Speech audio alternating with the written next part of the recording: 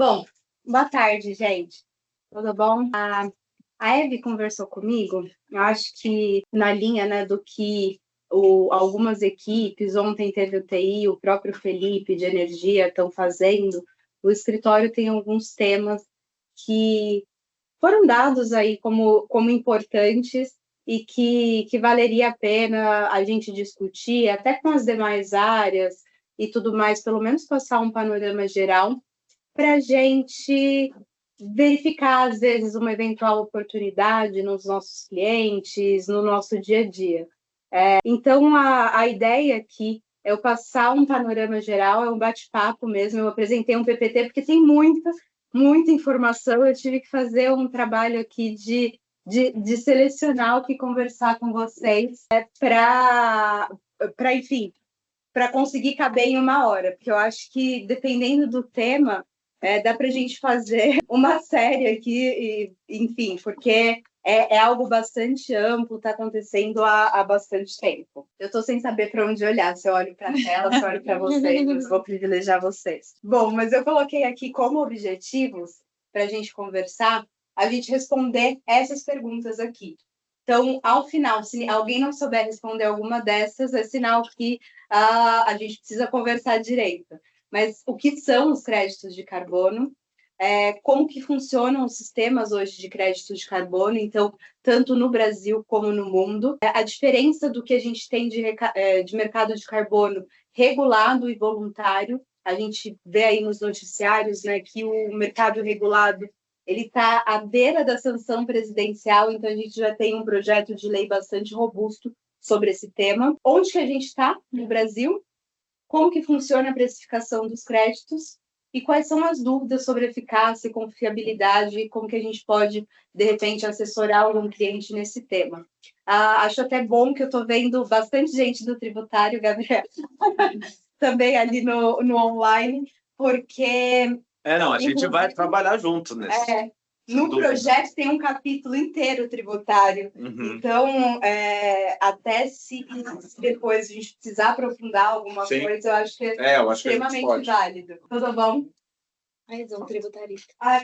Eu falei, gente, tributário está em peso. Eu fiz um curso de crédito de carbono. Onde? No Instituto Brasileiro do Petróleo. Uhum. Foi logo que eu entrei no escritório, então foi tipo 2009, 2010. Uau! Naquela época não tinha absolutamente nada.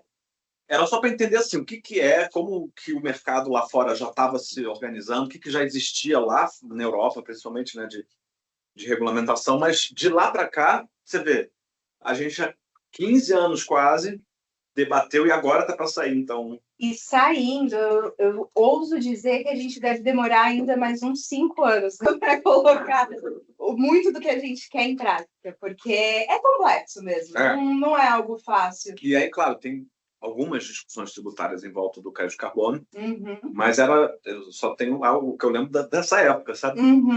Então, por isso que eu venho aqui me atualizar também. Não, então beleza. Vamos lá. Trouxe um monte de dúvida, então. Gente, vamos ver. Eu devia ter falado isso no começo. Dúvida tem que alinhar comigo antes. Não, brincadeira. A gente... Não, exatamente. A gente aprende junto, não tem problema. Mas aqui eu trouxe um sumário mesmo dos pontos que eu vou passar. Isso daqui foi terrível, porque a Mayara me fez divulgar isso daqui com umas 2 semanas de antecedência. Eu não tinha montado a apresentação. Aí, na hora que eu montei a apresentação, não fazia mais sentido, mas eu tentei manter a estrutura proposta ali no começo, na propaganda do escritório. Gente, aqui, só para iniciar com uma imagem, que eu gosto bastante, ficou bastante conhecida na época da COP26 ainda, a gente teve a 29 esse ano, que é do ministro das Relações Exteriores de Tuvalu, que é uma ilha ali na Oceania e que provavelmente vai ser uma das primeiras a desaparecer. Essa imagem ficou super famosa na época e o ministro ele quis fazer o discurso ali no meio da água mesmo, justamente para tentar trazer uma sensibilização maior sobre esse tema. Então, é só uma imagem aqui de começo, que eu acho que o bom de estar conversando no ambiente do escritório é que ninguém tem dúvida, né, de que mudanças climáticas é uma realidade, que a gente está desenvolvendo essa agenda por uma questão de necessidade mesmo. É diferente, às vezes, quando a gente vai dar aula que aí sempre tem um terraplanista, tem um... falar, espera-se que ninguém tenha dúvida. Isso não passou na conta. A gente devia fazer, inclusive. Mas aqui, pessoal, eu vou ficar sentada mesmo. A ideia era só trazer para vocês uma timeline mesmo do que aconteceu, tanto nacionalmente quanto internacionalmente sobre esse tema. Então, ali, em 92, né, essa UNFCCC é a Convenção Quadro das Nações Unidas sobre Mudança do Clima. E aí, por que chama de Convenção Quadro, né? Então, eu gosto dessa imagem aqui, eu sempre uso quando eu vou tratar de convenção internacional, porque convenção quadro é essa ideia de que o quadro ele está vazio, que você tem que ir preenchendo. E os protocolos são os instrumentos internacionais que você preenche, usa para preencher esses quadros. Então, a gente tem dois, no caso da Convenção de Mudança do Clima, que é o Protocolo de Quioto, e o Acordo de Paris, que acabou substituindo o que estava ali na época do Protocolo de Quioto, que entrou em vigor, a gente estava falando da demora, o protocolo ele é de 97. Ele entrou em vigor, então ele conseguiu o número mínimo de países aderindo e tudo mais, para ter uma implementação de fato só em 2005. E aí o Acordo de Paris veio 10 anos depois. Então, de fato, demora muito tempo para as coisas acontecerem quando a gente fala sobre esse tema.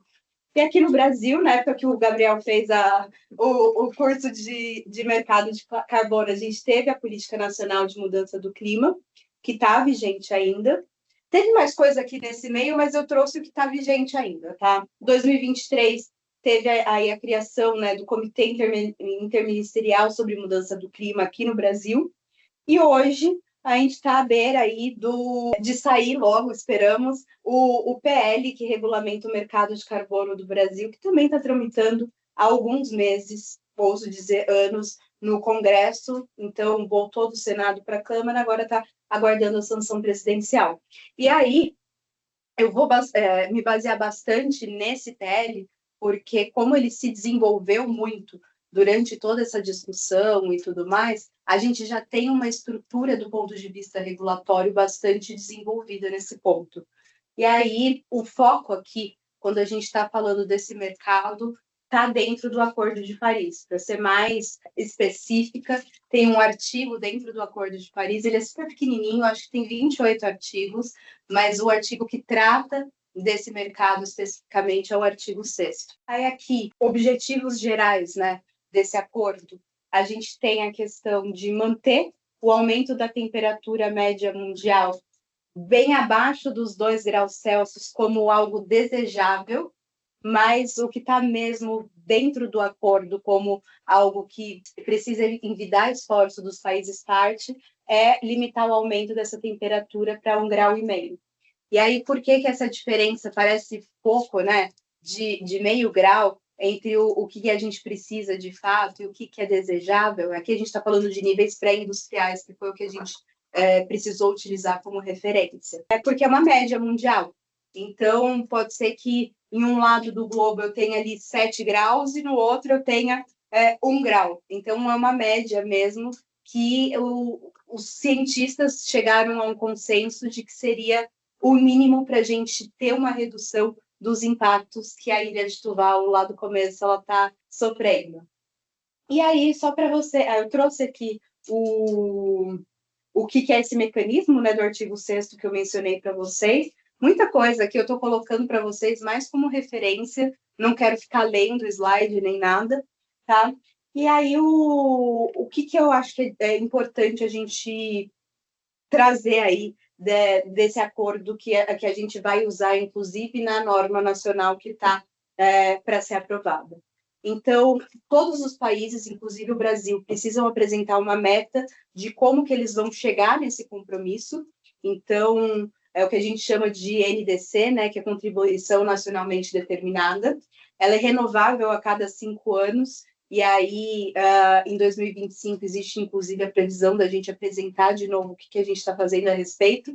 Então, com sorte, a gente já vai ter essa regulamentação para apresentar o que vai estar sendo feito. E aí, isso é espontâneo, a gente não tem nenhum mecanismo internacional para forçar que os países eles cheguem nessas metas, o que é ruim, por um lado, porque... Nossa, tá bem quente aqui, não tá? Ou sou eu? Um pouquinho. Uhum. Bom, porque por um lado... Obrigada. Tá, tudo bem? Ah, pronto. Por um lado, é ruim porque a gente não tem mecanismo de enforcement mesmo. É algo que a gente faz tudo no campo diplomático e alguns fatores podem influenciar bastante. Então, por exemplo, a gente teve pandemia nesse meio de caminho, a gente tem já, com o anúncio, né, da eleição do Trump, o anúncio de que os Estados Unidos vão sair do Acordo de Paris. Então, é uma série de questões que acabam influenciando, porque, poxa vida, quem contribuiu mais, em alguma medida, para esse aumento de temperatura que a gente está sentindo, a gente está tendo catástrofes e tudo mais, está saindo fora. Então, isso às vezes desestimula, do ponto de vista diplomático, a continuidade mesmo das negociações. E aí, gente, eu já entro para vocês aqui Opa, não foi? Na estrutura regulatória. Parou. Foi? Na estrutura regulatória. Não, para mim tá certo aqui na tela. Calma que ele vai.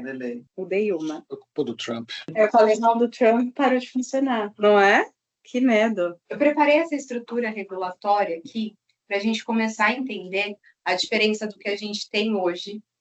A gente tem mercado de carbono no Brasil. Muitos dos nossos clientes eles já têm a compra de algum crédito de carbono, que nada mais é do que um certificado que comprova a redução, que a gente chama, né, de 1 tonelada equivalente de CO2, mas na verdade é de gases de efeito estufa, que o CO2 ele é o gás mais comum que a gente conhece, que está mais no nosso dia a dia, inclusive na fala e tudo mais, é o mais conhecido. Mas a gente tem uma série de gases. Oi? Alguém tem alguma pergunta, gente? Pode me interromper. Foi um eco. Bom, então a gente tem aí uma série de gases de efeito estufa e o mercado voluntário ele já está funcionando há alguns anos no Brasil. Normalmente ele depende de projetos que são feitos de forma independente. A gente tem um mecanismo que é bastante conhecido aqui, que eu vou trazer mais para frente para vocês, que alguém já deve ter ouvido falar, e com certeza que são os mecanismos de hedge, que está funcionando. E aí a gente tem 2 tipos de mercado voluntário, né, que é o offsetting e o insetting. O offsetting, vamos supor aqui que eu tenho alguma atividade industrial e eu quero compensar a minha emissão de carbono. Eu escolho um projeto que não tem nada a ver com a minha atividade diretamente. Opa, imagina! Que não tem nada a ver com a minha atividade diretamente e eu vou compensar apenas a emissão. É diferente do insetting, que eu vou olhar para dentro da minha cadeia de valor. Então, isso é muito comum em empresas como a Suzano, por exemplo, que compraram áreas gigantescas ali, vários hectares e tudo mais, para eles desenvolverem o projeto deles, e compensar dentro da cadeia de valor deles de papel e celulose. Então, a gente tem esses 2 mecanismos dentro do mercado voluntário e o regulado, a gente tem 2 opções, né? A mais comum é você criar um tributo.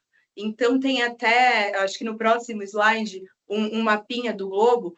Muitos estados membros do Acordo de Paris optaram por essa via, porque acaba sendo muito mais fácil. Você cria algum tributo e aí você escolhe em qual parte da cadeia você vai fazer essa tributação. Só que aqui no Brasil a gente já tem uma carga tributária altíssima e a gente acabou escolhendo por um mecanismo diferente e tem um porquê disso que eu também vou trazer um pouquinho mais para frente. Mas esse sistema de comércio de emissões, que também é bastante conhecido, porque ele é usado na União Europeia, que é modelo para vários países. O nosso é um pouco diferente, também tem um porquê disso, mas a gente tem um sistema de cap and trade, que você limita as emissões e dá uma licença para você transacionar o excedente. Então, eu dei o exemplo aqui da indústria de papel e celulose, você pode emitir até X toneladas de carbono equivalente e, a partir do excedente, ou se você conseguiu reduzir mais do que isso, você pode vender para o seu concorrente e fazer aí a venda do que você conseguiu economizar. Ou então o baseline and credit, que é o crédito que você gera a partir de uma nova tecnologia. Então, eu implementei aqui uma melhoria dentro da minha própria cadeia e essa nova tecnologia ela vai ser usada para eu fazer a redução do que eu estou produzindo em termos de emissão e esse excedente eu também vou poder comercializar. São apenas formatos diferentes. É isso que eu ia perguntar. Na prática, a gente está falando a mesma parecido. coisa, né? Eu reduzi a emissão, com base nessa redução, eu tenho essa diferença, seja do baseline, seja do cap que eu estabeleci, e aquilo é que eu faço o trade. Exatamente, muito parecido. A diferença está em você... Um é uma tecnologia nova, o outro é o mesmo... Dentro da própria mesma operação que você já tem hoje. Exatamente. Que é um pouco mais raro, né, de você conseguir ter, eu imagino, uma redução, se você não mexe em nada, né? Você precisa mexer de às vezes você mexeu, sei lá, trocou o combustível, já deve ser o suficiente. Exatamente, né? Exatamente. Esses combustíveis agora verdes, né, da aviação, por exemplo. Troca o motor do carro. Mas o próprio combustível não deixa de ser uma tecnologia nova, mas é um insumo, né? Não fui eu que gerei. Se você trocar, por exemplo... Tem um combustível que é melhor. Sim. Eu não mexi no motor do avião. E aí, isso vai se refletir no seu inventário de emissões. Porque o inventário de emissões, primeiro você olha para dentro da sua indústria, depois você vai para a sua cadeia, então, que é o que a gente chama, né, de escopo. Tem o escopo 1, escopo 2, escopo 3, que você vai ampliando. Então, nesse primeiro momento, a gente vai, de repente, até um escopo 2. Depois você olha para a sua cadeia, de onde você está comprando e vê de onde você está tirando isso. Isso a gente está falando do regulado, né? No voluntário, esse primeiro, o offset, não deixa de ser isso, né? Não deixa de ser isso. A diferença é que você tem que não tá numa lei, mercado, exatamente. Você não tem um órgão regulando isso diretamente. Você tem ali diversos projetos, alguns deles podem ser bons ou alguns deles podem não ser. Vai ficar a critério de cada empreendedor fazer uma avaliação. E aí eu acho que entra o nosso papel, de repente, de fazer uma due diligence, avaliar se a gente tem uma regularidade fundiária, que é uma característica muito de Brasil, para selecionar um projeto que tenha uma característica bacana. Mas mesmo no voluntário, tem a participação, eu imagino, de certificadoras, de auditoria. Tem várias partes envolvidas para dizer que aquele papel existe, né? Que aquele crédito existe, né? Mas hoje a metodologia das certificadoras é algo que está sendo bastante questionado. Então, obviamente, é algo técnico, precisa de melhoria, e muitas certificadoras, a Verra, acho que é mais conhecida, a Verra, acabaram sendo bastante criticadas por algumas falhas na metodologia que foram identificadas ali ao longo do caminho. Um exemplo clássico é Brasil. Você coloca uma lista de documentos para você verificar se o projeto é regular, é bom, e você nunca analisou se você está em cima de uma terra indígena, de uma terra quilombola, porque a gente tem um problema histórico fundiário que um estrangeiro não conhece. Então, é um crédito muito diferente do que você vai gerar, por exemplo, na Colômbia. Desculpa, imagina, cheguei atrasada porque fiquei presa numa reunião. Tem uma lei agora no Brasil disso? É isso? Tá bem perdida. Não, imagina. A gente está em vias de sair. O projeto de lei que saiu do Congresso agora já foi aprovado pelo Senado e pela Câmara, está aguardando sanção presidencial. A ideia é que tivesse saído antes da última COP que teve agora em Baku, no Azerbaijão, mas não deu tempo. Então, como a gente vai ter que entregar as nossas NDCs, que são as metas do Brasil, no começo do ano que vem, a ideia é que saia até fevereiro. E aí a lei vai trazer esses dois sistemas. É isso. O sistema voluntário, ele já existe. Já existe. Ele já existe, ele está funcionando porque ele não precisa de regulamentação. E o que vai existir no regulado, eu vou trazer mais... Você conhece bem na indústria de cana tem um exemplo de voluntário muito bem estruturado, né? Sim. Acho que é o CBIOS, tem, mas eu não lembro o nome, Daniel, mas tem. Aqui no Brasil a gente tem vários exemplos, inclusive que a gente chama de mercados jurisdicionais, que às vezes um estado ou uma determinada região acabam organizando um mercado à parte e que vai poder ser aproveitado dentro do mercado regulado. É um bom suco, na verdade. Eu lembro disso na época quando eu trabalhava. E aí era assim, quando uma planta conseguia certificação Bom Suco, era uma festa, assim, porque justamente era um processo super rigoroso. Esse era um mercado que foi criado pelo setor e se comercializa muito na Europa. Tem muita gente interessada na Europa. Teve vários contratos já de gente comprando esses créditos lá na Europa. Então, funciona bem, é bem um exemplo bem legal. Não, Não sei como é que tá agora, mas na época funcionava também. Não, e é legal. Eu trouxe como exemplo o RED, que é mais conhecido, que a gente tem no Brasil todo, mas tem outros, que é o que a gente chama de mercados jurisdicionais. Eu fiz um desenho de como que ele vai funcionar. Não tem o menor problema, gente. Eu acho ótimo. É que eu não achei que eu tinha perdido. Eu Então... tenho uma dúvida. Com a nova lei, ele vai se tornar, vai ser possível que ele seja o valor mobiliário e possa ser negociado no mercado financeiro. Uhum. Só que aí eu ainda tenho dúvida, porque uma coisa que a legislação fala do empresa, ter a licença para reduzir, é uma questão lá que vai estar no órgão CBGE, alguma coisa assim, que é a licença. E o outro é o crédito carbono. A minha dúvida é, efetivamente, considerando o ativo, crédito de carbono, que é esse que vai ser negociado, poderá ser negociado, né, no mercado financeiro. Na prática, é o quê? Eu vou plantar uma árvore, como que eu calculo isso? Como que gera para gerar um ativo? Porque a árvore vai produzir, vai despoluir, enfim. Portanto, como que eu transformo aquela situação ambiental, falando de crédito, eu estou falando de redução de empresa, né? Como que eu transformo isso e como que eu quantifico isso para saber que a cada uma tonelada de GE vira um crédito? Como que é isso na prática? Porque ele vai ter um papel, é um ativo. Mas que forma esse ativo? Tá, deixa eu pegar aqui. Ô, Dani, até Oi. complementando a pergunta do Daniel, eu também tenho essa dúvida aí, mais puxando para a questão de compra e venda de empresa, né? Quando a gente tem terrenos, no caso, não empresa necessariamente, mas, por exemplo, terreno que gera crédito de carbono, como que faz essa precificação, como é feita essa negociação em relação a esses terrenos que geram crédito ou mesmo ao crédito, né? Eu tenho uma pessoa conhecida que tem um terreno imenso que gera crédito de carbono, ele está querendo vender esse terreno e aí custa uma fortuna.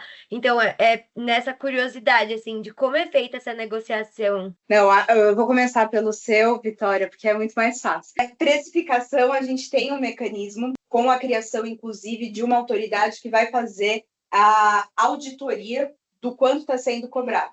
Então, a gente vai ter um sistema unificado em que você vai inserir o valor de venda ali de todos os créditos e ela vai regular mercado justamente para a gente não ter distorções, tipo uma bolsa, tá? Então, assim, é uma preocupação que a gente tem, inclusive porque a gente já vê a diferença no preço dos créditos ao redor do mundo. O crédito do Brasil, muitas vezes, difere muito do crédito que está sendo vendido na China. Então, a gente quer que esse mecanismo ele seja internacional em algum momento, ele não é ainda, fica a critério, inclusive, de você fazer acordos bilaterais. O multilateral saiu agora na última COP, mas ainda não existe esse controle a nível internacional. Existe esse controle a nível de mercado regulado, saindo a norma nova. Então, assim, aqui, só para vocês verem, né, o modelo que a gente tem ao redor do mundo. Então, o verdinho é quem faz crédito puro e simples, e o roxinho é quem faz o modelo que a gente chama de taxação, que é muito mais comum. E aí tem quem faz um misto dos dois. Algumas jurisdições, se olhar ali na região de Estados Unidos e tudo mais, às vezes você tem algo diferente em termos de estado, isso difere. Mas o mais comum mesmo acaba sendo você fazer a criação de algum tributo para você cobrar em algum momento da cadeia. E aí a gente... Tributo é o compliance. É o compliance. É o compliance. Você passa do limite, tributa, é isso? Isso aí. E aí o modelo... crédito entra onde? Então, não é modelo de crédito. Não é modelo você de cria crédito. um tributo. Você onera Você quem tem não que está comprar. reduzindo. Entendi. Exatamente. Em vez de você premiar quem está reduzindo, onera quem não está reduzindo. O crédito é você compra de É quem o poluidor está pagador, superavitário. Isso é basicamente Europa. Isso é basicamente... E Europa, na verdade, eu acredito que isso daqui devia estar muito mais... Isso daqui é um estudo do Banco Mundial. Devia estar muito mais no modelo, eu acho que híbrido. Mas eu acho que, na verdade, como a gente tem a licença para emitir até um determinado patamar, a depender de como que essa norma ela é escrita, ela pode ser interpretada como a criação dessa oneração. Tá, mas só para ver se eu entendi que isso é importante. Nos dois você tem limite. No compliance, você ultrapassa, tributa. No outro, você tem que comprar crédito de alguém, é isso? Isso aí. E aí o crédito de alguém pode ser dentro da sua cadeia Acho, né? ou fora da sua cadeia. E aí no Brasil a gente fez um modelo super legal, que é Você deve ter feito tudo esse daqui. Pode ser fácil. Tá devagar. O que a gente tem no Brasil que é tão diferente do restante do mundo, que é o modelo que a gente está propondo agora? A gente já tem um mercado voluntário que está funcionando, está indo super bem, tem vários dos nossos clientes comprando crédito, inclusive, e a gente tem um mercado regulado. O mercado regulado ele é um sistema fechado, via de regra. O que significa que eu, Estado, decido que o setor de, eu vou dar o exemplo, mas sei lá, energia, o setor de petróleo, o setor industrial, eles vão ter que reduzir até um determinado patamar ou podem emitir até um determinado patamar, e aí o que passar disso vai ter que ser negociado e quem conseguir emitir vai conseguir comercializar. Só que, como a gente tem muito crédito no Brasil e a gente tem um mercado voluntário com potencial muito grande e a gente tem um diferencial que a nossa matriz energética é diferente, por exemplo, dos países europeus, baseados ali em combustíveis fósseis e a nossa é basicamente renovável, o estudo do Banco Mundial demonstrou que faz sentido a gente ter uma interoperabilidade entre os dois sistemas, do mercado voluntário e do mercado regulado. O que isso significa? Entre 15% e 20% dos créditos que vão ser negociados dentro do mercado regulado, eles podem vir do mercado voluntário.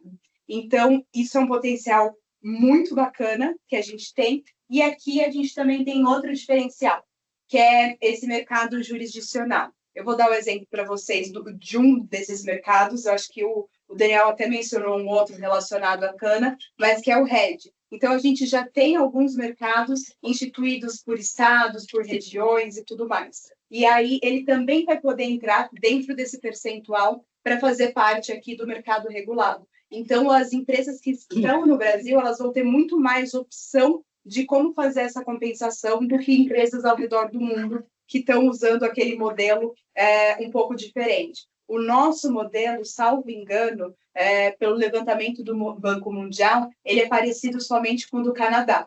Então, é algo que não está acontecendo ao redor do mundo ainda, mas que faz sentido por causa da nossa matriz energética. Mas aí, no modelo regulado, o governo vai falar, vocês precisam comprar, vocês precisam, ou vocês precisam gerar.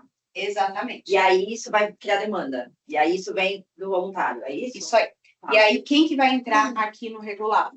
Todo mundo que emitir acima de 10 mil toneladas de carbono equivalente, com exceção da agricultura, que aí o produtor o produtor vai ficar fora. De quem vai entrar. Já tem a regra de quem vai entrar. E entrar. é basicamente o mercado inteiro. Basicamente o mercado inteiro industrial. Sim. O nosso grande... Qual é o tamanho da empresa que gera essa quantidade de... Vai depender da realização do inventário de emissões das empresas. Como a gente ainda não tem uma unificação de tecnologia, e a gente vai ter a autoridade agora fazendo isso. Isso vai dar muito trabalho. Vai. Eu falei, eu acho que vai demorar uns 5 anos para isso acontecer. Para acontecer tudo, você acha? Eu acho. Porque é algo muito embrionário ainda, a gente tem alguns desafios técnicos, e uma das críticas do agro não entrar, e eu vou mostrar ali quem que está dentro, a agroindústria ela entra, mas o produtor rural ele está fora. É porque a gente não consegue fazer inventário florestal de fazenda, gente, é muito difícil. E aí você tem desafio técnico, de escape e tudo mais. Então, assim, tem um monte de coisa que entra aqui que a gente ainda não consegue contabilizar e que essas metodologias elas vão precisar ser validadas pela autoridade do SBRA, que é o Sistema Brasileiro de... Carbono e emissões. Obrigada. SBCE, Fiquei, né? E aí, uma característica de todo e qualquer crédito de carbono que eu coloquei aqui é o seguinte: carbono. Por que eu falo que o Brasil, a gente tem um enorme potencial? A gente tem um elemento técnico que é necessário do ponto de vista científico, metodológico, que é a adicionalidade. que é basicamente você dizer que o seu projeto de carbono, de fato, está trazendo um ganho para o meio ambiente que não existiria sem o seu projeto. E aqui a gente tem um histórico de desmatamento muito grande. Então, por isso que a gente fala tanto no desenvolvimento de projetos de carbono na região amazônica, porque é uma região que, historicamente, a gente tem histórico de desmatamento, então a adicionalidade ela fica muito mais fácil de você comprovar. Essa é mais uma característica diferente que a gente tem do Brasil para o desenvolvimento desses projetos. Lei, até criar essa autoridade, só Deus sabe quando vai criar. Aí essa autoridade vai começar a criar todos os normativos necessários para o mercado, tipo o LGPD. É mais ou menos isso, o timeline. Por isso, você está falando de 5 anos para o negócio começar a andar. Mas aí, uma vez começando a andar, vai ter uma demanda já do regulado, porque tem um monte de gente que obrigatoriamente vai ter que seguir essa norma para tipo, cumprir essas metas e você pode cumprir comprando crédito. É isso aí. E aí, uma parte desses créditos necessariamente vai precisar vir de dentro do mercado regulado por projetos validados pela SBCE. E uma outra parte, de um percentual mínimo ali definido nesse regulamento, ele mudou bastante de 15 e 20, tá, gente? Mas, assim, vai ser até 20%. Você pode trazer do mercado que já está rodando e tem um monte de crédito aí disponível. As metodologias estão nesse pacote de metodologias de medição, está nesse pacote de regulamentação que você falou, né?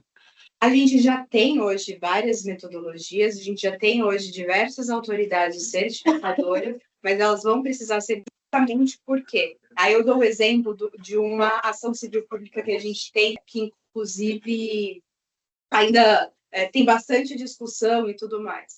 Mas o que acontece? Todo mundo que comprou crédito de uma determinada área na região amazônica, que possivelmente tem ali uma questão fundiária em discussão de sobreposição de terra e tudo mais, com uma comunidade tradicional, está no polo passivo dessa ação civil pública. E aí, esse é o risco que a gente fala, muitas vezes, de você ter uma metodologia que é aprovada nessas grandes certificadoras, mas você não conhece a realidade do local. Então, o papel que eu acho que, inclusive, a gente está trazendo para os escritórios de advocacia é a realização de uma due diligence bem pesada e tudo mais, trazer as legislações desses locais, porque as autoridades que estão principalmente na Europa, elas não conhecem essas especificidades do lugar. Então, hoje, a gente tem vários bancos no âmbito dessa ação respondendo ali por uma possível responsabilidade solidária, que no ambiental todo mundo que se beneficiou de algum projeto acaba podendo responder. E está validado, está publicado lá no site, eles pagaram caro, eles estão fazendo de forma voluntária, então não é nem um cumprimento de uma obrigação legal. Exatamente.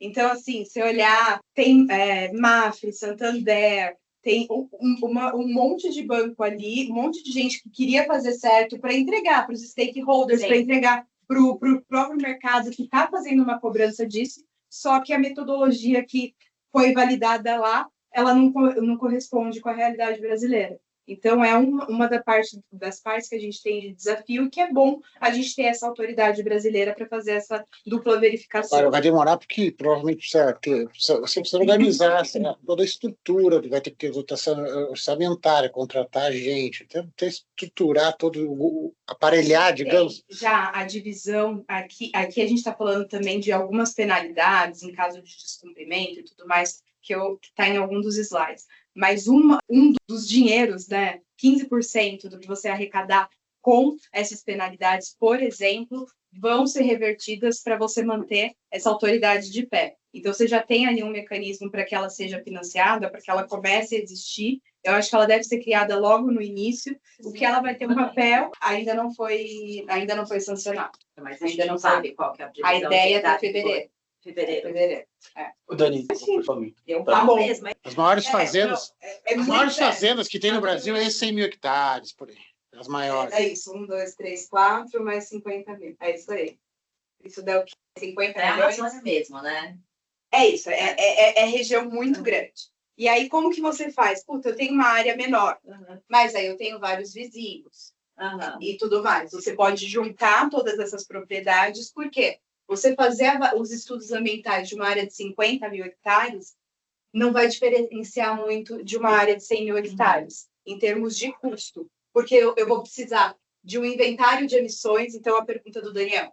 Então, eu vou precisar de um inventário de emissões, eu vou precisar de um diagnóstico social, de fauna, de flora, e eu vou ter que isolar essa área aqui, vamos supor, tem vários imóveis aqui dentro, e tudo mais. Ok, eu vou precisar fazer uma série de estudos para apresentar para a autoridade certificadora que aqui era uma área que, historicamente, então, sei lá, em 2010 ela estava desmatada. Você vai ter que cercar isso aí tudo?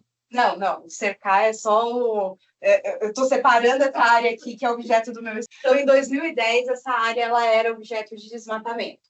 Com o meu projeto, agora, em 2024, eu plantei aqui dos 50 mil hectares, sei lá, 20 mil hectares. Então, o objeto da minha análise vai ser sobre a adicionalidade, o que era objeto de desmatamento e o que está sendo aproveitado agora. Só que ela já tinha outros 30 mil que ela produzia lá, que ela tinha vegetação nativa e tudo mais. Então, eu vou ter que calcular isso daqui para eu fazer a diferença do meu projeto e essa diferença que vai gerar o crédito. E ela vai ser validada por essa autoridade certificadora. É nova. Só coisa nova. Adicionalidade. É adicionalidade. Exatamente. Caramba. Então, assim, por isso que a região amazônica ela tem um potencial gigantesco.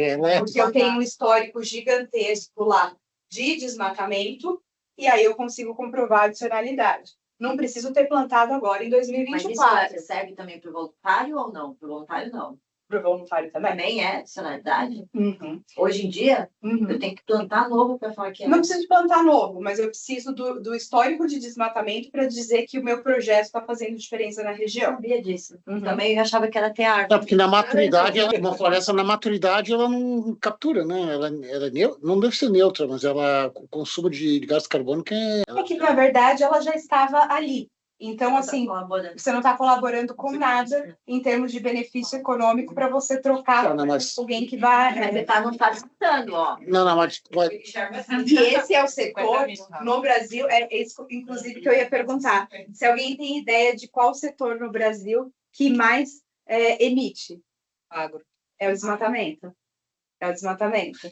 Tá, mas Então, Ô, Dani, é uma dúvida Nossa, bem que conceitual aqui. Vai ter desmatamento. Aqui você mostrou a diferença, né, de área plantada versus desmatada, e com isso você consegue chegar enquanto você está ajudando com a captação de gás carbônico, com aquela vegetação. Esse é um jeito de isso aí. gerar o crédito. Mas Bem também pensando aqui, a indústria que está aqui na cidade ao lado. Se ela troca a lógica dela de uma das etapas industriais dela, troca um forno, troca uma tecnologia, e com essa nova tecnologia ela comprova que antes eu poluía, eu emitia tantas toneladas, e agora eu estou emitindo 10 mil toneladas a menos. Essa é uma outra forma de mostrar essa atrativo, né, Dani? E aí a forma de ponte. Então, aqui eu tenho a minha indústria, que tem a talvez chaminézinha. seja mais fácil da gente visualizar. Isso aí, a chaminézinha da minha indústria. Beleza. Isso daqui é uma fonte. Isso eu conheci, aquele não. Né? Isso daqui é uma fonte de poluição. Beleza. A gente parte do pressuposto que emissão de GE é alguma forma de poluição. Então, aqui eu posso ter várias chaminézinhas e tudo mais. Eu descobri uma tecnologia melhor, que de fato agora eu vou substituir as 5 chaminés que eu tinha por essas 2. E aí eu vou emitir 50% a menos. Esse 50% de redução, ou eles vão estar dentro do meu teto, definido pela SBCE, ou eu vou ter ele de crédito, porque eu já estou emitindo dentro do meu limite e eu vou comercializar para o meu concorrente, para o meu vizinho. Só que esse daí, o primeiro é o ativo chamado crédito de carbono. Esse daí também é um ativo, mas não é chamado de crédito de carbono, é o CRVE, não é isso? Que é o certificado de redução de verificado... Mas verificação de emissões. é tudo crédito de carbono, no fundo, né? São ativos de crédito de carbono, mas tem a nomenclatura diferente. Entendi. Natureza, é um que você reduziu, E um deles, o outro que inclusive, você contribuiu com a saiu. captação de gás. Um deles, ele inclusive saiu, que era o CRA. O CRA, isso. Ele não está mais, Mas o nessa CRVE tá versão. ativo.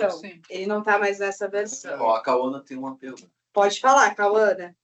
Eu não sei se é bem o momento, porque agora, com a dúvida do Gabriel e do Daniel, qualquer coisa você me responde depois. Eu tô entendendo que ainda tá tudo meio nebuloso, o Sistema Brasileiro de Comércio de Emissões ainda precisa efetivamente existir com as suas funções, mas eu tô pensando aqui sobre umas últimas coisas que eu tava lendo acho que foi da Varri, é da Verra, não é que você falou? Que teve um escândalo recente de greenwashing. Eu fico pensando sobre. Ainda não tem nada determinado, está sendo criado, mas como que se existem já possibilidades de mapeamento, de critérios para garantir a credibilidade nesses registros e no comércio desses créditos, pensando até em, sei lá, em terras griladas, porque é mais complexo ainda, não sei. Enfim, Sim, e a proposta que a gente faz, inclusive, de que você faça uma verificação fundiária. Se você olhar, por exemplo, determinadas regiões do Brasil, como o Pará, é muito difícil você ter um título imobiliário seguro o suficiente para você virar e falar assim, puxa, essa terra aqui eu consigo ter 100% de certeza que ela é desse proprietário. Eu vou ter que fazer toda uma reconstituição da cadeia dominial e tudo mais. Então, isso vem na parte técnica que a gente precisa de ajuda de metodologias que validem as excepcionalidades do Brasil. Sim, porque aqui no Brasil tem mais BOzinho no meio, né? Uhum. Então, desculpa só para concluir, pensando, por exemplo, na Braskem, quando a gente sai ali de Santo André, Mauá, vem para São Paulo pela Zona Leste. Quando a Braskem, que o negócio dela é petroquímica ali, tá? A atividade, o KNAI dela, o que ela faz está ali. Quando ela fala, eu vou reduzir a emissão 40%, bateu a metinha dela e está sobrando crédito. O voluntário dela, nada a ver com isso aqui. Não, eu digo agora, hipoteticamente pensando, né, não no mercado regulado, porque eu tenho que pensar em operação tributária, comercial. Sim. Quando eu reduzo isso, eu vai gerar crédito, que a gente vai chamar esse crédito de CRVE, o ativo, né, para ter lá. Ele não vai chamar crédito de carbono. Não vai chamar. Ele vai chamar CRVE, que é o que o Daniel está trazendo aqui, gente. Tem o CBE, que é o compromisso brasileiro lá fora no Acordo de Paris, e o CRVE, que é aqui dentro. Isso. Então eu bati lá na potinha da SBCE, que é a tal da Ana, a agência lá que vai cuidar disso. Falou, tenho tanto, me transformou isso em papéis lá de ativos de crédito de carbono. Então, vai me oportunizar um novo negócio. Então, além de eu ser uma petroquímica, fazer tudo o que eu faço, eu vou pegar esse crédito e vai me gerar uma atividade comercial que não está nem no meu objeto social, que não é meu negócio. Estou falando isso porque a legislação ela deixa clara a questão da não incidência do PIS/COFINS e ela fala da tributação do imposto de renda de acordo com as atividades e tudo mais. Só para tentar entender no exemplo que o Gabriel trouxe, uma coisa é ter a terra, planta árvore, do adicional e tudo bem. Outra coisa é ter a indústria, tecnologia nova, gera um novo negócio da minha indústria que nem é o negócio da minha indústria. Sim. Aí me gera outra oportunidade de negócio. É mais ou menos isso. Sim, sim. E foi importante esse exemplo que o Gabriel deu para a gente, porque isso daqui é o que a gente tem no mercado regulado, no mercado voluntário hoje. Isso daqui é o que a gente vai ter no mercado regulado também. No voluntário não tem esse aqui. Não, porque é difícil você fazer essa correspondência de depara, porque você não tem uma autoridade te dizendo o que você deve fazer. Faz sentido. Exatamente. Então, Deixa eu voltar num ponto, Dani. Assim, uma coisa ficou claro que o projeto, você tem tetos e aí quem gera menos pode constituir... Fazer o comércio, que é o cap and trade. Essa ideia, voltando no exemplo da floresta, né? Não tenho indústria, não tenho nenhuma atividade, eu quero gerar comprando uma floresta. Sua dúvida é a adicionalidade. Isso que eu não entendi. Né? Então, não necessariamente. Ela pode já ter sido desmatada em algum momento, e aí eu consigo trazer outros elementos para essa equação aqui para mostrar que o meu crédito ele é melhor. Que aí... Deveria ser assim, na verdade, assim, aquela área, ela deve ser, assim, pouco que eu conheço, né, e pouco que eu vejo assim, na prática. Uma mata, na maturidade, ela vai... Você tem as plantas com mais idade e elas capturam menos carbono, porque já estão maduras, né? Então não crescem mais. Umas vão morrendo, outras vão nascendo. Então, enfim, aquilo ali deve ter um saldo, né? Eu imagino que a floresta, se ela é mais jovem, ela captura mais. Se ela se ela é mais madura, ela captura menos. Mas ela sempre captura, né? Ela sempre captura. Eu, sinceramente, não sei tecnicamente essa correspondência de floresta mais jovem, floresta mais velha. O único conceito que eles trazem de adicionalidade é que você tem que mostrar o benefício que você tem a partir da implantação daquele projeto.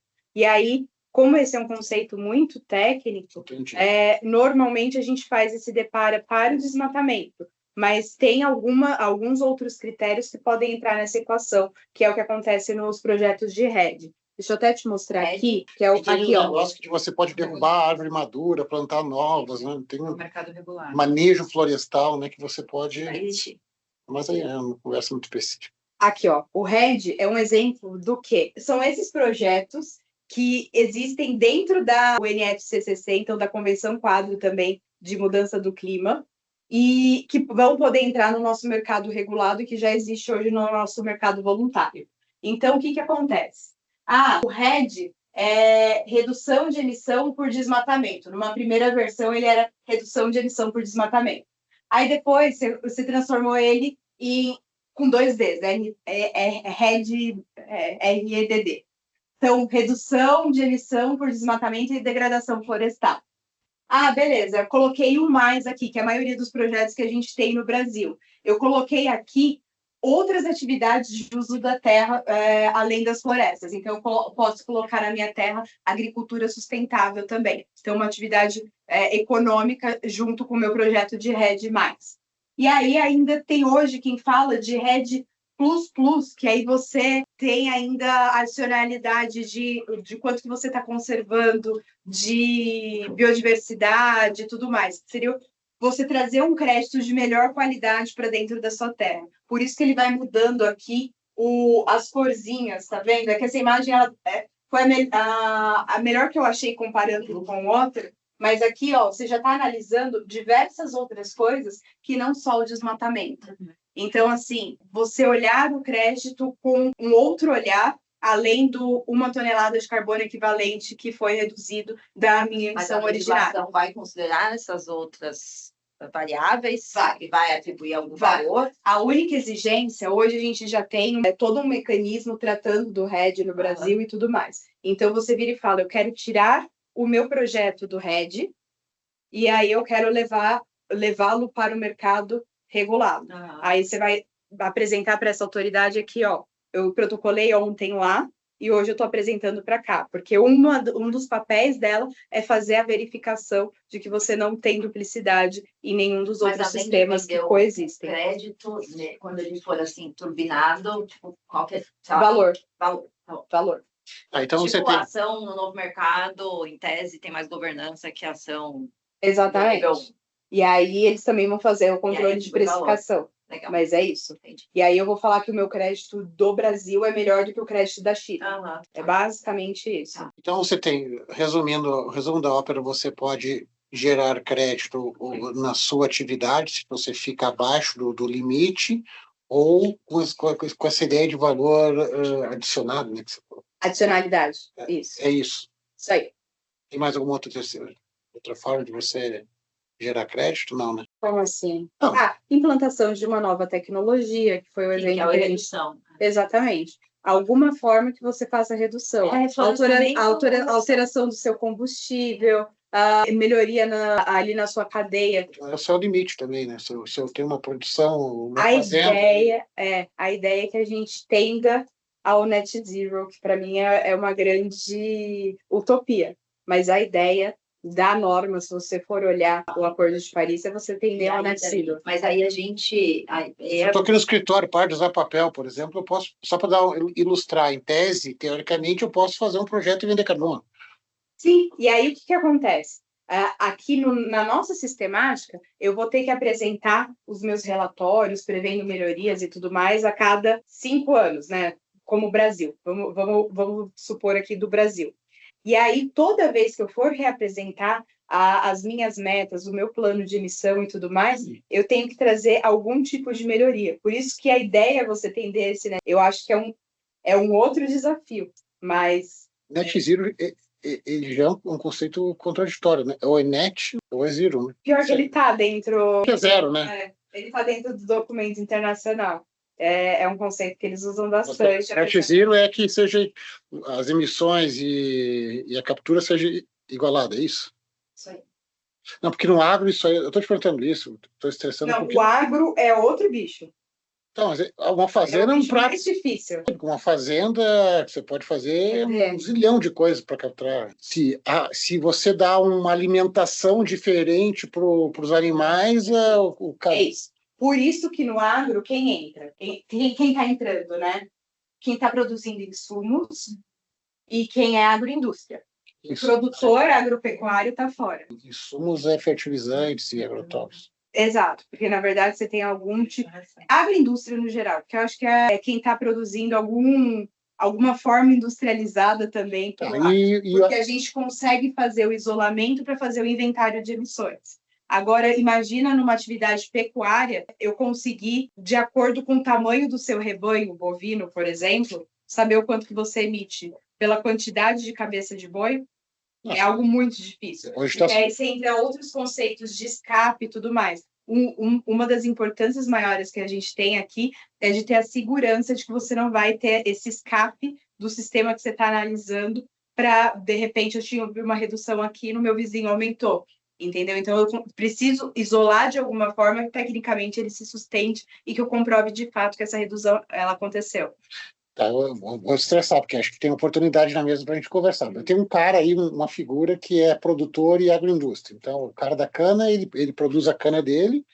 O cara da celulose no Brasil, boa parte da celulose da madeira dele, ele que produz. Ele é produtor e ele é agroindústria também. Como é que funciona ali? Não deve ter resposta. Eu entendo que você vai precisar separar. Porque a ideia aqui Porque esse cara aí, pra gente, é um cliente, um prato cheio para ele gerar crédito. Ele gerar... Se ele é produtor, né, e ele vai e planta uma floresta de eucalipto, porra, ele está capturando o carbono pra caceta, né? Mas aí o eucalipto talvez não seja o melhor crédito dentro daquele conceito que a gente estava falando. Ou talvez o melhor crédito seja uma floresta nativa. Porque o eucalipto, eu não sei se eu vou conseguir garantir a perpetuidade do projeto, porque eu vou querer cortar daqui 8 anos. Não, você corta, mas ele capturou, né? Isso muda, inclusive, na quantificação do valor do seu crédito. Ele não é um crédito... Tanto é que na cana, por exemplo, se defende, assim, eu vejo no setor que ela é carbono negativo, que ela está crescendo todo ano. Você corta, cresce, corta, cresce. E aí, se for isso, tem um dinheiro na mesa bizarro, né? Eu gostaria de trazer um técnico para que eu não sei dizer. Eu acho que não faz sentido, pela lógica do de adicionalidade. Eu acho que faz. Não, eu acho que faz sentido teoricamente, mas não pelo princípio da norma. Mas, sei lá, pelo menos pelo que você está falando, né? Você está falando de fazer floresta. Exato. Que ela é pensada nisso, gente. É de você converter desmatamento, de você converter de degradação. É de você ter algum mecanismo de remuneração, né? Pensando na Convenção Internacional. Países do Norte que já degradaram, que já fizeram toda a merda, agora vão precisar comprar dos países que ainda estão em desenvolvimento e que vão verificar... Não, mas é importante, né? Porque é bem conceitual. Assim, né? Na verdade, isso não é uma norma para plantar floresta, né? É uma norma para capturar carbono. Então, assim, se eu, sei lá, jogar pedra em santo e jogar pedra e capturar carbono, eu tenho direito a isso. Porque ou você planta floresta ou você reduz carbono. Tipo, então vai plantar floresta. Ou você reduz. Você vai implementar uma nova tecnologia e tudo mais, mas vai chegar um momento que, tecnicamente, você não vai ter mais para onde ir. E aí você vai ter que ir para a natureza. Por isso que a gente fala muito em soluções baseadas na natureza e que, por isso, do potencial dos países em desenvolvimento. A gente tem muito recurso natural, muito espaço e tudo mais, como o Brasil, para explorar para isso.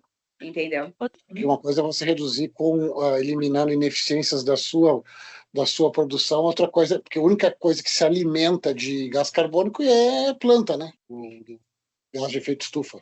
Estou falando uma bobagem, mas o único ser vivo capaz de consumir o gás carbônico a gente tem, na verdade, fauna, algumas espécies de bactéria, não sei o que lá, também tem. Mas sim, em grande maioria, fungo também. Mas em grande maioria... Você pode estar tático, pensando em negócio. Vamos lá. O que você acha que a gente consegue... Eu coloquei aqui... O que a gente tem que ficar atento para falar para cliente? Tá. Só para contribuir com essa sua pergunta, que hoje já está para mim, já é um issue, né? Você vai escrever um contrato e já tem uma briga, né? Porque ninguém sabe como é que vai ser. Imagina o seguinte, eu já coloco, quando eu estou defendendo a empresa que está comprando, eu já soco isso no contrato, que é, eu estou comprando cana, estou comprando floresta. Se der algum crédito de carbono, isso é meu, está no preço. Eu já coloco isso. E algumas empresas já estão com cláusulas, Suzano é uma que tem uma cláusula padrão dela. Se eu arrendo a minha área para um cara, uma empresa, fica com quem esse crédito, se gerar aquela atividade? Eu acho que aí já tem coisas que a gente precisa começar, que já vão ser objeto de pergunta. A titularidade, a gente tem um capítulo específico que trata justamente da titularidade, porque a gente vai ter unidade de conservação da União, a gente vai ter unidade de conservação de estado, de município, a gente tem propriedade de terra agrícola, a gente tem possuidor rural, a gente tem quilombola, a gente tem indígena. Então, a gente tem um capítulo específico tratando de titularidade, justamente com quem fica o crédito em decorrência ali de quem é proprietário ou possuidor da terra. Isso tem. Isso tem. Isso tem. Mas aqui, ó, o que eu vejo que é a pergunta da Egg, né? Que é de potencial nosso, o que a gente pode trabalhar nisso? O cliente ele precisa da garantia para cumprimento da legislação hoje que vai sair, ou também do crédito que já está disponível no mercado. É comprar um crédito de qualidade, para ele não correr o risco dos bancões lá na ação civil pública que está discutindo tudo. Então, aqui, a gente pode fazer uma avaliação de conformidade ambiental, porque ela é legal também, além de uma avaliação de conformidade técnica. Vai precisar aqui inventário florestal, diagnóstico e tudo mais, mas a gente pode também colaborar numa due diligence. O problema fundiário, ele pode ser contornado com uma boa due diligence em que a gente faz o descolamento da terra, do Estado para o privado, por exemplo, que é algo que vai trazer segurança jurídica para você garantir a titularidade daquele crédito, por exemplo. Desenvolvimento de projeto. Então, o nosso cliente ele tem uma área que ele quer comprar para desenvolver um projeto. Ele vai ter que negociar contrato, ele vai ter que ver se ele tem adicionalidade e tudo mais. Então, a gente pode também fazer uma assessoria nisso. Plano de redução de emissão que a gente vai precisar apresentar para a SBCE num determinado momento. Então, esse plano ele vai ser auditado e ele está, inclusive, eu acho que eu passei esse slide rápido, sujeito a autuações milionárias, então é algo bastante relevante. Reporte também à autoridade do SBCE. Acho que a gente ainda vai ter, infelizmente, né, bastante litígio nessa área, porque toda vez que é um processo em construção, você deu o exemplo da LGPD e tudo mais, é normal que a gente tenha litígio até para ter uma série de lições aprendidas e poder você vai ter converter. litígio nos contratos de compra e venda, você vai ter os litígios administrativos da autoridade, das penalidades, etc. E vai ter os litígios nos projetos de construção disso. Tem uma parte até que é anterior a tudo isso, que eu acho que vai dar um trabalho, vai gerar trabalho para a gente, que é uma parte de educação mesmo, né? A turma vai querer parecer, vai querer entender o que é crédito, o que dá direito a crédito, enfim, vai ter uma parte consultiva. É isso aí. A mínima que eu votei. Então vai chegar, pô, estou plantando floresta aqui, isso aqui dá direito a crédito. Vai ter muita coisa nesse sentido aí. Exato. Minha reserva legal. Oi, pode falar. Nesse caso da adicionalidade, não fiquei pensando se não tem risco de, sei lá, contar duas vezes. Eu não sei muito bem como que funcionam os benefícios, mas pensando em, sei lá, incentivo fiscal, subsídio de governo, se não corre o risco de, na hora de apresentar um projeto novo, ter outra adicionalidade que já estava sendo benefício. Não sei nem se minha pergunta faz sentido aqui, mas adicionalidade duas vezes ser considerada. Eu não sei se eu entendi, mas veja se faz sentido, tá? Adicionalidade, ela vai ser o conceito de eu trazer um benefício a partir do meu projeto. Certo. Então, o que já existe hoje? Alguns projetos que estão vendendo crédito de carbono porque tem autoridades certificadoras e isso está disponível ali para o mercado ao preço X ali por crédito, que é 1 tonelada equivalente. Para eu participar desse mercado regulado, Cauana, eu vou precisar sair desse meu modelo para entrar aqui. Então, eu trouxe o exemplo do RED. Então, eu vou sair do mecanismo do RED para entrar no mecanismo do mercado regulado.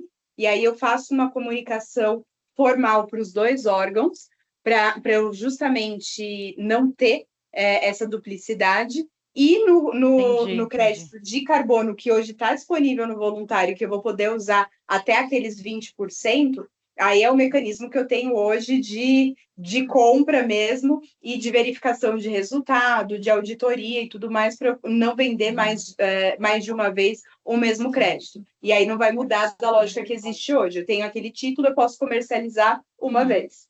Tá ótimo, obrigada.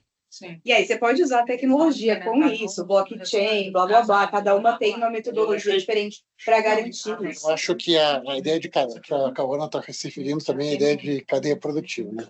Você vai lá, aí tem um projeto, que depois aquele projeto você ganha um crédito, depois vende aquele produto, alguém lá em cima está dizendo também que está vendendo o produto já processado, mas com um insumo produzido em conformidade, vai querer gerar um outro crédito, entendeu? Isso vai dar problema. Assim. E aí, Dani, acho que você acha assim, o que a gente pode... Eu estou te fazendo uma pergunta prática, eu tenho um fundo em inglês que investe já no mercado voluntário aqui no Brasil, né?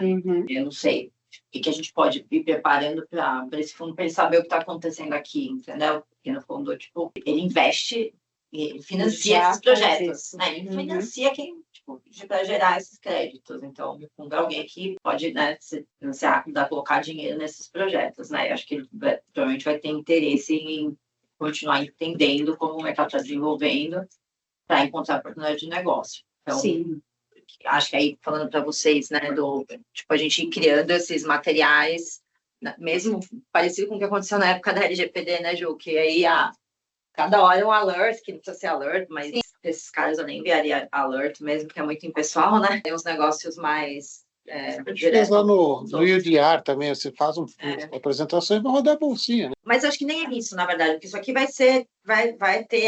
Foi sancionado, beleza. Agora criou autoridade. Autoridade comissão. A gente está vendo nas BETs. Cada hora é uma norma nova que está surgindo. Então, a gente não tem ninguém aqui fazendo esse trabalho, porque, enfim, dá trabalho, dá muito trabalho, mas é isso, porque vai ter um monte de normas e você tem que, tipo, tá bombardeando os potenciais clientes para mostrar que você está acompanhando e que você conhece o assunto. E não adianta você pegar um assunto, de divulgar um tópico e sumir, né? Você tem que... Eu acho que a gente devia se organizar para fazer desse jeito, sabe? Bombardeando, e aí a gente tem que se organizar também com o escritório, e eu, enfim, vou falar com todos os sócios e tal, mas para a gente criar o mailing, como, né, a gente... Você chegou a falar de alguma outra coisa do mailing, de outro mailing, dessas coisas, né? Mas criar esse mailing dedicado para isso. Isso pega transversal, né? Pega todo o escritório. Mas tem que acompanhar, né? Tem que fazer isso assim, porque você vê que os escritórios fazem desse jeito. E aí eu queria, assim que for sancionado, eu já queria um negocinho em inglês, assim, ó, bullet points do que é, para já mandar para esse fundo em inglês. E eu vou pensar em outros, mas aqui esse para mim é um cara que já, né, a gente já ajudou os caras a fazer investimento aqui, então... E que o projeto que ele está financiando, inclusive, vai poder ir pro regulado. Se comunicar exatamente com esse sistema, porque eu acho que é justamente isso. Ele já deve ter uma verificação legal para dar validade e tudo mais, dentro dessa lógica. Mas é isso, como é financeiro, o cara vai olhar, agora mais gente que vai precisar de grana para fazer esse negócio que eu já sei fazer, entendeu? Então, agora é um mercado em que eu posso criar uma unidade Brasil para financiar, entendeu? Isso é escalável, né? É obrigatório, agora vai ter um monte de gente que vai precisar de recurso para conseguir gerar o crédito, entendeu? Então, assim, eu acho que a gente tem que olhar para esses fundos também, gringos, que trabalham nesse lugar de financiamento. Isso é um negócio de você desenvolver a tese mesmo, porque assim, vai ter dor, né, os primeiros. Quem tiver mais know-how sair na frente, acho que para você que tem contato com esses fundos, não tá vender a ideia de, cara, mergulha num, faz um teste, né, na hora que vai estar todo mundo aprendendo, né? Mas para isso a gente precisa mostrar que, né, tipo, somos 100% Outra coisa, Dani, não faz sentido a gente fazer parcerias com essas empresas que vão trabalhar na parte mais técnica. Sim. E você chegar num cliente, né? O cara faz a pergunta, como é que uma floresta adiciona valor? Porra, não sei, entendeu? Você sabe bastante, mas não, talvez, no nível que o cliente, o fundo... Sim. E você chegar com uma equipe multidisciplinar... Eu confesso que certificadora. Ainda acho que vai ter bastante trabalho aqui, mas as pessoas que já são referência aqui nessa área, estão acompanhando esse PL e tudo mais, estão fazendo. due diligence e contrato. Ainda não vi muito trabalho nesse tema, mas eu acho que pode ter, entendeu? Vai ter litígio pra caramba, vai ter um monte de coisa. Vai ter. Mas, e aí é a importância de a gente estar associado com boas consultorias, porque se o nosso cliente quiser fazer o projeto, ele vai querer indicação de alguma boa consultoria. Quais são essas consultorias? É até para prospectar, né? A gente sabe hoje quais são as consultorias? Eu acho que vê uma coisa que a gente precisa fazer aqui, ó, e acho que se a gente circular e-mails entre os sócios, a gente teria que se aproximar de uma, por exemplo, de uma, como é que é aquela Global, uma certificadora super conhecida, tem o Bureau Veritas, mas acho que o Bureau Veritas não é, mas uma que eu vejo muito é CGS, acho que CGS. CSS, né? Uma coisa assim, ela é mundial, enfim, é super reconhecida, entendeu? Mas aqui, no Brasil, ela tem uma puta atuação, de repente, um liga para o outro, circular e ver se conhece. Tentar marcar reunião com eles. Acho que faz uma lista de quem são os players hoje. Eu acho que assim, faz uma lista de quem são os advogados que estão trabalhando nisso. A gente te ajudar também. Não, né? Quem são os advogados hoje, referência, que trabalham nisso e tal? Quem são as certificadoras? Quem são as consultorias que fazem? Estou falando olhando para ela, mas vocês vão fazer. Né? Quem são as consultorias que trabalham nesse setor, fazendo essa parte técnica aí que o Daniel falou, para a gente circular entre os sócios, ver se tem gente que conhece ou não, ou fazer colocar mesmo aqui na porta, falar, ó, temos um time aqui, vamos fazer isso, tal, temos gringos, e aí, enfim. E digo mais, uma outra sugestão que eu tenho, porque aí é um trabalho que a gente já sabe fazer, que é DD, né? A B3, eu fui em 2 eventos, eles estão desenvolvendo algumas regulamentações e tudo mais para quem está listado poder seguir, para poder participar disso daqui. E aí eles estavam chamando alguns escritórios para conversar, para entender o que eles precisavam verificar justamente nas empresas que estão lá listadas. Caiu no mailing list da B3, se ela tiver, ela vai ter lá uns 5, 10 escritórios que ela vai indicar. Exatamente. Eu já sabia que eu sei que eles conversaram com 3, mas enfim, eu não sei como que tá isso, até um ponto que eu levantei recente e vi todos esses produtos lá conversa com o Fabrício, e aí ele tá indo atrás. Todos esses projetos, tanto a CPR Verde, crédito de carbono, vai precisar dessa turma, entendeu? Vai precisar também de registradora, assim, para você atender esse tipo de demanda, você vai ter que atuar de forma multidisciplinar, né? Então, se a gente conseguir... Bora, mas acho que fazer essa lista, porque aí eu consigo empurrar aqui para ver se sai alguma coisa, entendeu? Além desse gringo, que é o que eu tenho agora, tipo, já de potencial target, uma vez tem na norma, vou precisar entender o que significa essa quantidade aí, porque a gente vai ter que ir atrás dos clientes que vão emitem, porque a gente vai falar para eles, vocês têm que comprar, né? Ou reduzir, ou se virar, enfim. Mas isso vai demorar mais. Então, beleza, eu entendi, né? Tá com o próprio Diego lá do Cóbito também, de explorar a gente que quer ver essa coisa aqui no Brasil. Mas eu acho que eles falaram que ainda não... É mais Europa mesmo, né? Não é Estados Unidos. Mas Europa mesmo. Mas eu acho que ele é um cara que não é de... A pegada dele é outro, não é o cara do financiamento. Mas sim, tem outras pessoas. Né? A gente pode explorar com outros escritórios gringos, entendeu? Mas por isso que eu precisava entender para começar a pensar onde a gente vai, sabe? Para conseguir gerar mais coisa. Eu tenho esse específico que eu queria... Não, tá até... Eu tô com a apresentação aqui, eu coloquei ele em nota de rodapé também, eu mando. Tá? É que ele mudou muito, né, nos últimos tempos. Então, eu peguei a última versão, revi. Eu vou fazendo pergunta para vocês. Obrigada, Dani. Imagina. Gente, eu não sei se eu confundi mais do que ajudei, mas espero... Não, pra mim, eu saí sabendo o caminho.